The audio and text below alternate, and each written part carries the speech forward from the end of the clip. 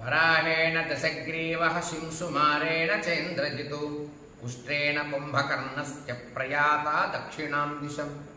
త్రిజట తన స్వప్నాన్ని ఆ రాక్షస స్త్రీలకు చెబుతూ ఇలా అంటోంది, ఏమమ్మా రాక్షస స్త్రీలారా, సీతాదేవిని ఏమనకండి, ఆమె మనకు రక్షణ. ఇప్పుడు ఆమెను మనం బ్రతిమలాడుకుంటే కనీసం మనం బ్రతకనైనా బ్రతుకుతాం. ఎందుకంటారేమో, వరాహేణ దశగ్రీవః, రావణాసురుడు పందివాహనం ఎక్కి దక్షిణం దిక్కుకి వెళుతున్నాడు యముడున్న స్థానానికి. శింసుమారేణ చేంద్రజితు, మకర వాహనం ఎక్కి ఇంద్రజిత్తు వెళుతున్నాడు దక్షిణం దిక్కు.